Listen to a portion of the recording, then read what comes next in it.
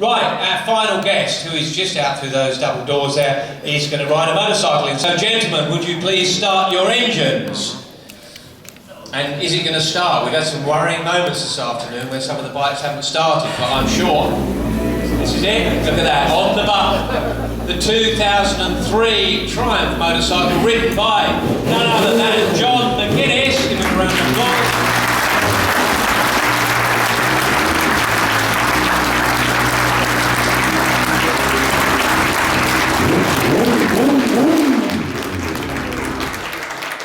Well, John, we were expecting a burnout on the carpet. No, we weren't really.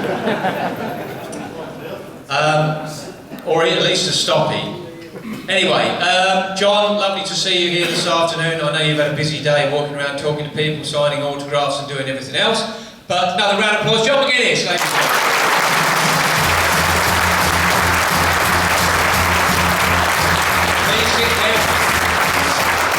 Please sit down. John, I'm going to start with you. If you've just ridden that bike in, does it bring back memories? It still looks current, it looks new. 2003, that's 11 years old. Yeah, I mean, it's the first time I've had well, it's the first time I've had the Lego for a while, to be honest. But, yeah, I did hear that.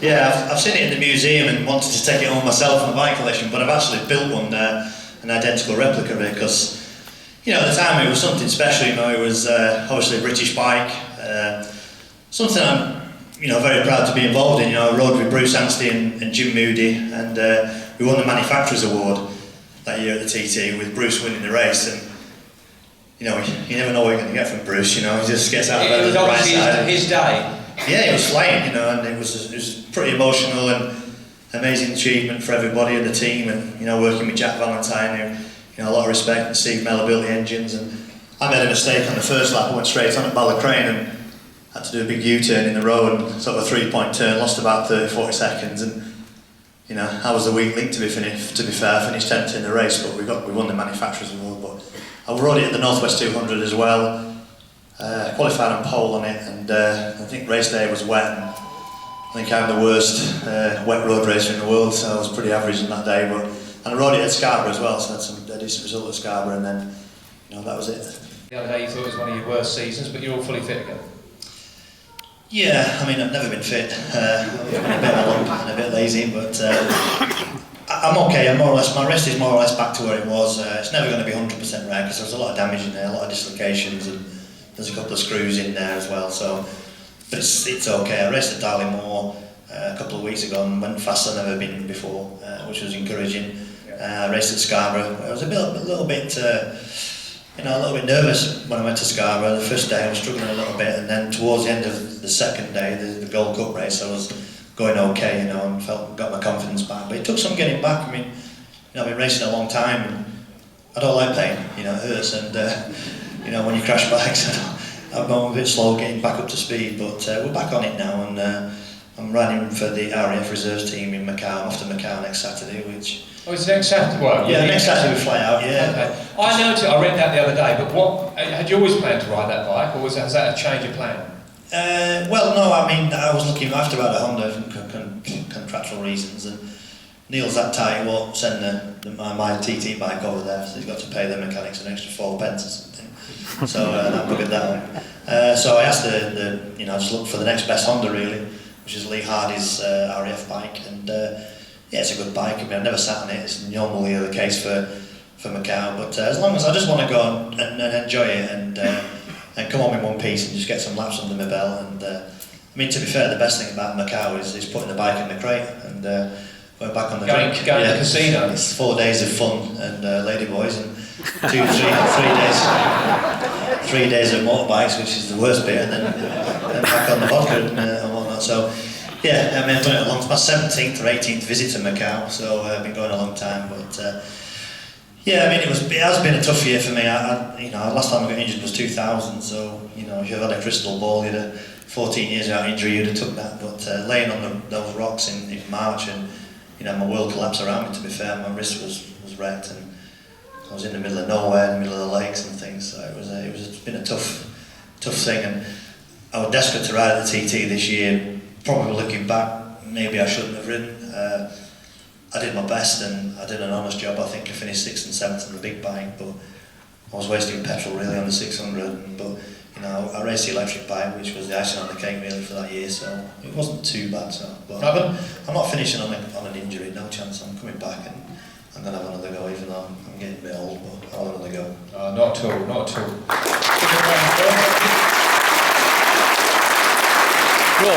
No tax, no insurance, and full of red diesel and things. To be sat here with 21 wins with these great people looking at you is a massive thing for me. So to get 26 would be amazing. I would like to retire at 26 if I got 26, because I'd never be able to step foot in Ireland ever again. I'd just get murdered. So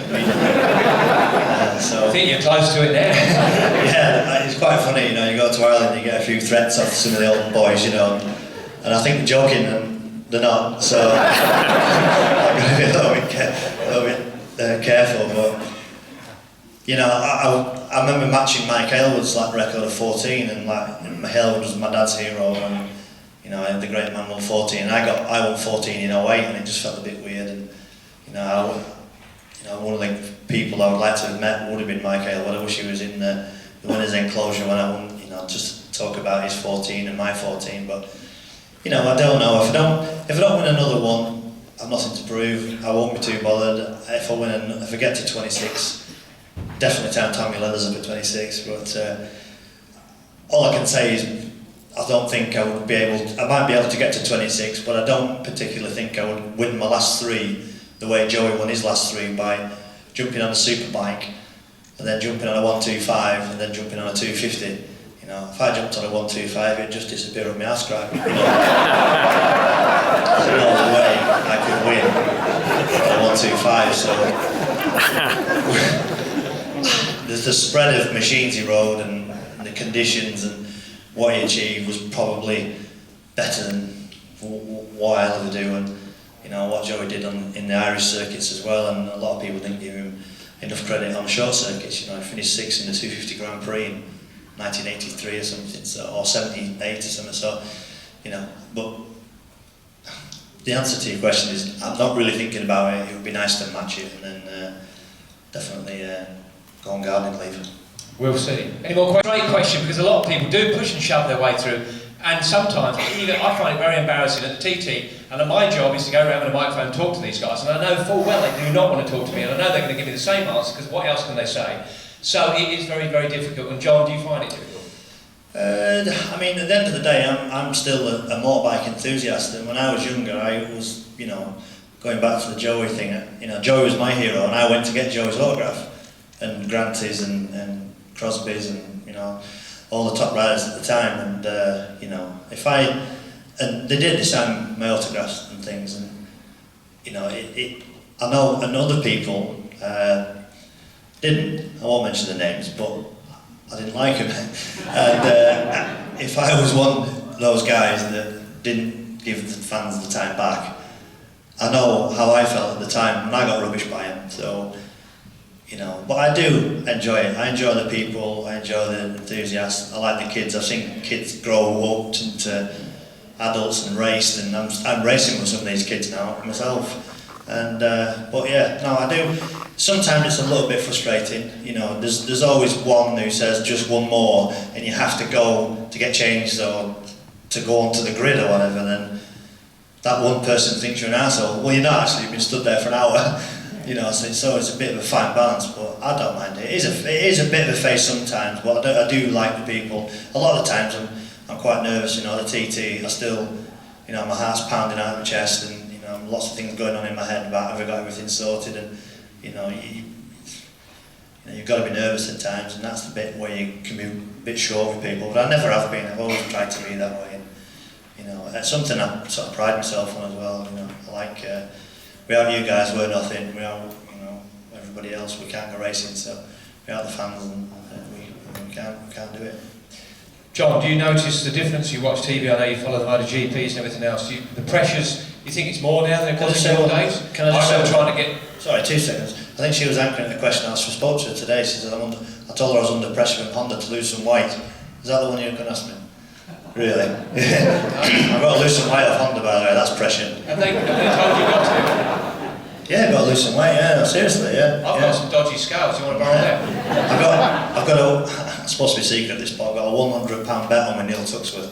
next time we get on the scales, who's the lightest wins the 100 quid, or who's lost the most weight. What, he's dieting as well? He's dieting, I'm dieting, Okay. and whoever loses the most weight, Tuxo, who's my boss, we've got £100 And down. where's he starting from? You know? Well, we both jumped on the same scales, we wrote it down, we both signed it next time, but I'm sure they'll fiddle the scales and Robin will last time. Going into, if he does win and it's not fixed, If I win it, I'll give it to charity. it is a fix. There we go, right, your tickets are in. So the draw is for this, I think it's £37,000 is first prize. Second prize is a BSA Bantam that's upstairs, and I believe the third prize is, it will sound the ticket I guess. No, it's one of the rich Weekend- bike industry collapsed. Suits you. Whoever wins this could have a little picture with John McGuinness riding his bike. But I am interested to see him jumping up and down in here, which could be quite good fun. There's an awful lot of tickets in there. You girls have done a fantastic job. I know. How long have you been selling these for? John's just getting briefing on how to go in a trampoline. I know you were in one yesterday anyway. Fourth prize is a lap of the TT, but of course on the back of me. Is that right? That's fourth prize, okay, fine. And fifth will be a lap in Public Airways. Hey, I took that. And sixth is swimming lessons with Barrymore. It's awful, wasn't it? That was terrible. Singing lessons with Rolf Harris will be that then. Right, are you ready? I took that Paul Hollywood round on the back. You know that? He Yeah, was I know. that Celebrity Bake Off. I did a lap with him on the back. Right. And Wait till you see that on the television. It comes out in a couple of weeks. did he? He's doing a did thing you? about John Surtees, Right. and he's into his bikes and stuff. And we had to meet him up at the bungalow. And we get there, and he comes on, he's all cool and grey hair and all that. All birds love him and that, blue eyes and that. He says, "Is this the track?" I said, "Yeah, it goes that way."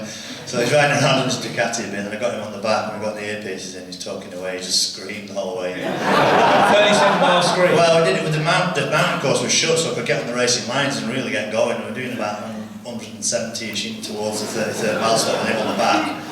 And I briefed him up at the start though, I said, "Do you want to go fast?" And he said, "Oh yeah, chest out." He said, one run we did and that was it, so I'm really interested to see when it comes out and tell you what it is. So, do you reckon he made a chocolate muffin out of it? I hope they got the bleeper ready. Oh, when's it come out? December sometime. It's the thing about Surtees and that. And he's presenting. He rides Surtees' MV, and you know, Right. it should be. I don't know, Right, yeah, it's not often you get to have a jump on a Saturday afternoon, but you're going to. So, yeah, I think you're going to get in and jump up and down. Is that how it's going to work? He's going to jump up and down? Right, okay. It says for not above 12-year-olds. Right. Quick, a few more jumps up, and I'll chuck these in here.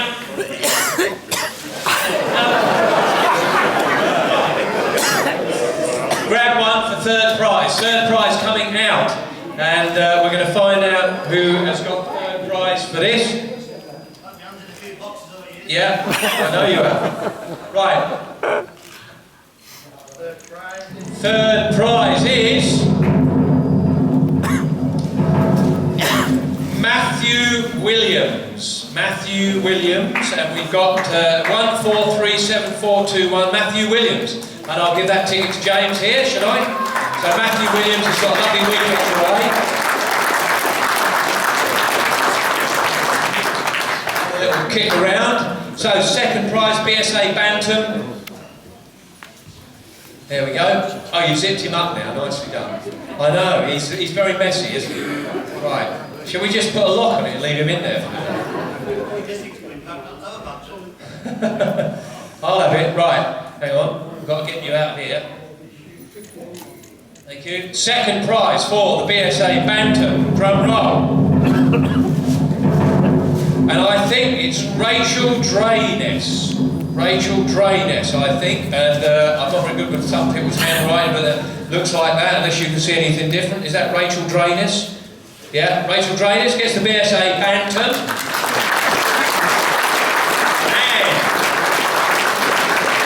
And the big one. The big one. The drum roll comes as we have the big one here. John McGuinness is going to tell me. There it is. The winning ticket for the Vincent. And of course this is all part of the Bonhams group that have done this. And she is a very lucky lady because it's Sharon Shaw, 57 Fort Hook Avenue, London, W53LS. Sharon Swan. How about that?